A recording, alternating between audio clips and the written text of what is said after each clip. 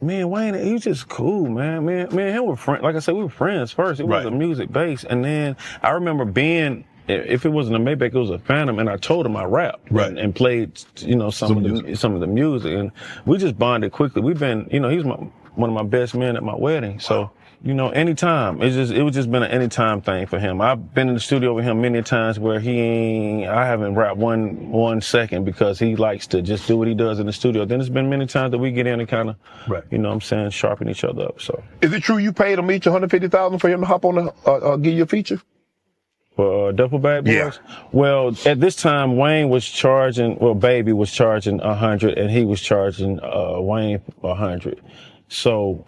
How he charging? He ain't on the song. But he was over cash money. So anybody, when Wayne was so hot, if anybody wanted Wayne, he would be like, I need 100 too. And people would obviously do it. Absolutely.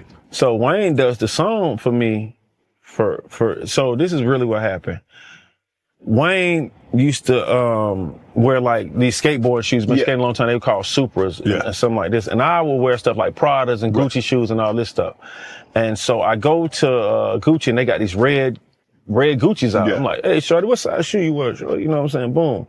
You know, he represents the red team and all that. So I get these red Gucci's and I take them to him at the studio. He don't know I'm about to take it to him.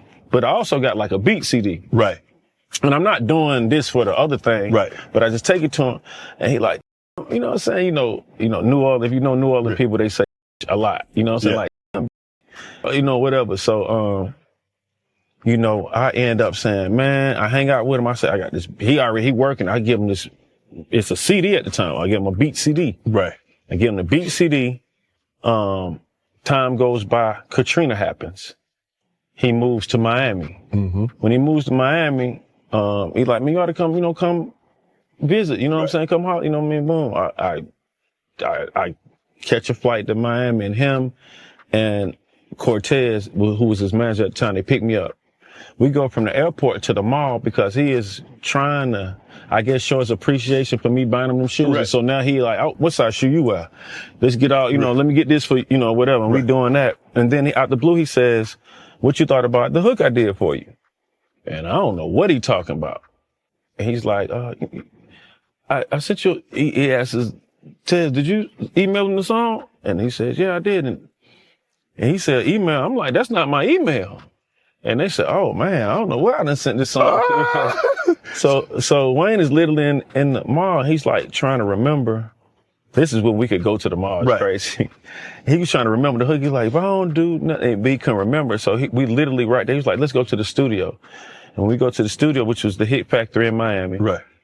It's a room. He mashes play. This beat comes on and this hook comes on. And I remember at that particular time knowing what a hit sounded like, because it just sounded so like, and I looked at him like he had 8 heads. I said, man, you did that for me? I've heard a lot of stories about Birdman, more bad than good, and this isn't the first time that I've heard Birdman doing bad business in music. So let's get back to the clip. He like, yeah, what? I'm like, I run out, call my boy Dollar. I'm in Player Circuit at the time. Oh man, we got us one. Like, what? I said, man, home on here. You know, I'm like, home on here singing and everything. Like, I'm like, bro, this, you know, hard. I said, I got to get back to Atlanta, bro. I'm gonna make sure I come, you know, next couple of days I get up there, you know. That was it. That was it, man. And it just really helped, you know. So who got the beat? So, I got. No, I'm saying, who did he email the beat to the hook? I don't know. Somebody still got it, huh? Somebody still got it. But when Wayne did that, he didn't charge me. But so Baby it was only gonna be just 100, not 200. Baby still wanted his 100. Right.